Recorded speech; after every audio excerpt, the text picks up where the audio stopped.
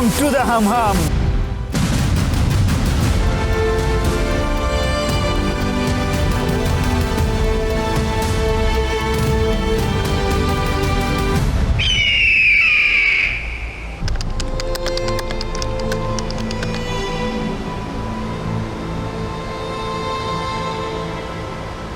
Hello আম্মু, আমি শ্রীমঙ্গল যাচ্ছি, কালকে আর কথা হবে না। আমার বাস 10:30টায়, আমি ব্যাক করে তোমাকে কল দিব। বাসে ওঠার আগে বলি, আজকে এই হামাম ঝর্ণার সৌন্দর্যই নয়, সাথে শ্রীমঙ্গলের চায়ের বাগানের সৌন্দর্য এবং মাধবপুরের নয়নাভিরাম লেকের পাশের সময় কাটাবো।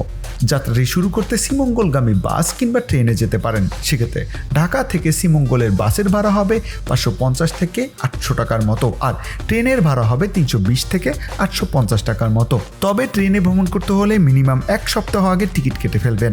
আর আপনি রাতের বাস কিংবা ট্রেনে যান না কেন, খুব সকালবেলায় আপনি শ্রীমঙ্গলে পৌঁছে যাবেন।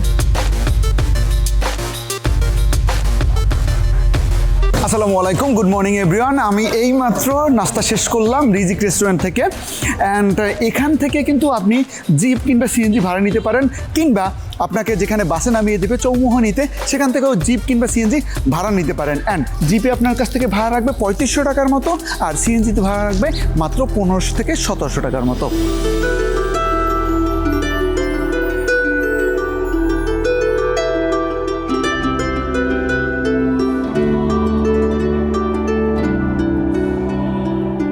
কাছে সব থেকে এখন বর্তমানে যেটি ভাইরাল সেটি হচ্ছে এই নূরজাহান টি গার্ডেন বা চা বাগান। আসলে এই গার্ডেনটা কিন্তু বেশ সুন্দর। আপনি যদি সকালবেলা আসেন, অ্যান্ড হাতের ডান সাইডে কিন্তু খুবই সুন্দর আপনি ভিউজ পাবেন, এবং আরেকটু সামনে আগালে হাতের বাম সাইডেও কিন্তু খুবই সুন্দর ভিউ পাবেন। ঠিক এখন যেটা আপনি দেখতে পাচ্ছেন, আসলে চা বাগানের সৌন্দর্য দেখতেই ভালো লাগে, চোখ জুড়িয়ে যায়।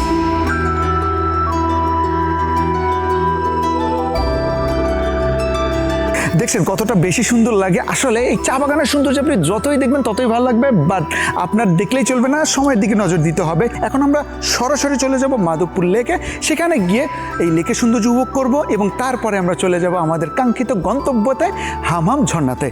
এখান থেকে মাধবপুর লেক মাত্র 15 মিনিটের রাস্তা। আপনি যদি 8:30 কিংবা 9টার মধ্যে সেখানে থাকতে পারেন, তাহলে আধা ঘন্টা থেকে 1 ঘন্টার মতো সময় আপনি সেখানে কাটাতে পারবেন।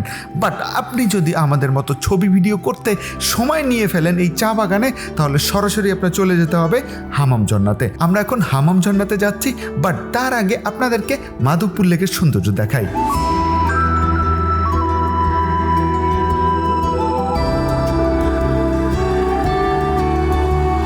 এখান থেকে হামাম ঝর্ণা ট্রেকিং পয়েন্টে যেতে 1.5 ঘন্টার মতো সময় লাগতে পারে। আর আপনি যেখানেই টাইম ইনভেস্ট করেন না কেন, 11টা থেকে 12টার মধ্যে আপনার ট্রেকিং শুরু করতে হবে। আর এখান থেকে হামাম ঝর্ণা যাওয়ার পথেই আপনি চা বাগানের সৌন্দর্য দেখতে পারবেন, যেটি আপনার ভীষণ ভালো লাগবে।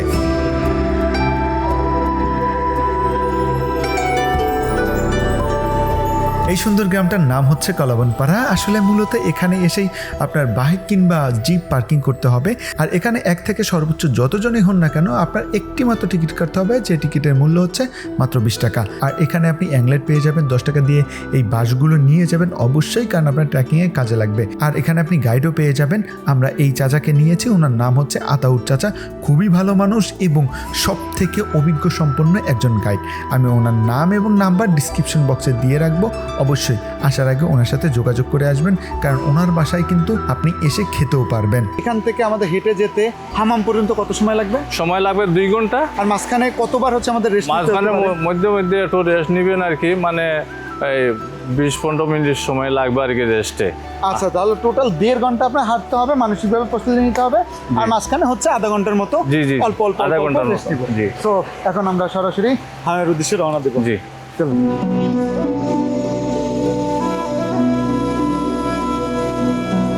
আকাশে প্রচণ্ড পরিমাণ মেঘ জমেছে, বৃষ্টি হওয়ার সম্ভাবনা খুবই বেশি। তাই চাচা বলল যত দ্রুত সম্ভব পথ পাড়ি দিতে হবে, তাই পা চালানো শুরু করলাম। শুরুতে উঁচু নিচু কিছু পথ পেরিয়ে ঝিরির পথ খুঁজে পেলাম, এবং ঝিরি ধরে হাঁটতে কিন্তু বেশ ভালোই লাগে। আমরা ঝিরি ধরে বেশ কত দূর পথ হাঁটার পরে দেখলাম একটা বড় টিলা। সেই টিলাটায় আমাদের উঠতে হবে। দেরি না করে তাড়াতাড়ি উঠতে শুরু করলাম, কিন্তু এর মধ্যেই নেমেছে বৃষ্টি। আর বৃষ্টি নামার পর এই রাস্তা হয়ে যায় ভয়ঙ্কর, কারণ উপর থেকে পানি চলে আসে, আর এই রাস্তাটা একেবারে পিচ্ছিল হয়ে যায়। খুব সাবধানতার সাথে আমরা উঠতে শুরু করেছি, হঠাৎ আবার বাস পড়ার শব্দ। চাচা আমাদেরকে নিয়ে একটি সেফ প্লেসে দাঁড়ায়। শুনেছি এই বাস পড়ার কারণে নাকি 5 জন ব্যক্তি আহত হয়েছে, যার মধ্যে আবার একজন ব্যক্তি পরবর্তীতে নিহত হয়েছে এবং আর একজন ব্যক্তির অবস্থা একেবারে গুরুতর। যাই হোক, আমাদেরকে হাঁটতে হবে। আর সামনে হাঁটতে গিয়ে আমরা আরও বেশি অবাক হয়েছি। এই ঝড় বৃষ্টির মধ্যে সামনে কতগুলো মেয়ে এই ঝর্ণাকে জয় করতে যাচ্ছে। আসলে তাদের দেখে আরও স্পৃহা আমাদের বেড়ে গেল, আরও শক্তি আমাদের বেড়ে গেল। না, আমরা পারবো এই ঝর্ণাকে এই ঝড়ের মধ্যে জয় করতে। তাই মনোবল নিয়ে আরও জোরে হাঁটা শুরু করলাম এবং এই ঝড়ের ফলে অনেক বাঁশঝাড় নুয়ে পড়েছিল এবং সেটাকে আমাদের অতিক্রম করতে হয়েছে।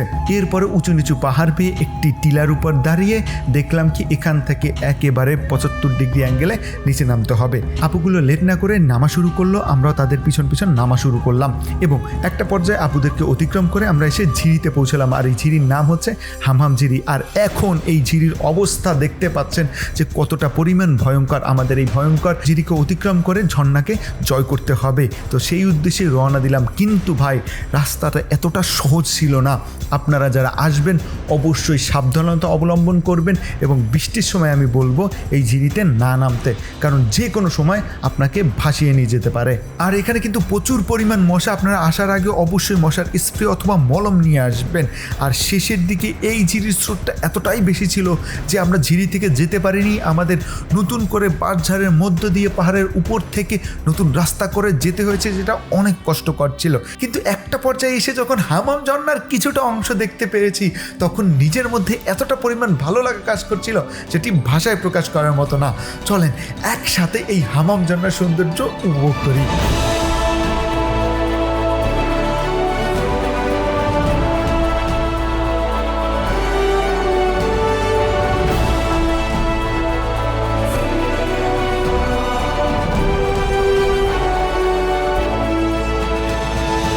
আমার পিছনে একটি মেয়ে গ্রুপ আসছে। ভাই, আপনার মনে যদি শক্তি থাকে, আপনি যদি ঝর্ণাকে ভালোবাসেন, তাহলে কোনো বাধাই আপনাকে আটকাতে পারে না। তার অন্যতম উদাহরণ হচ্ছে এই মেয়েগুলো।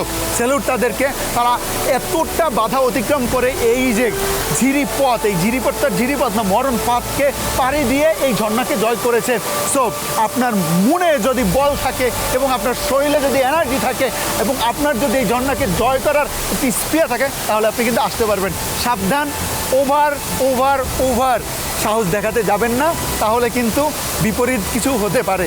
সো যাই হোক না কেন, আপনি ঝর্ণাতে আসবেন, যেদিন বৃষ্টি হবে তার একদিন পর।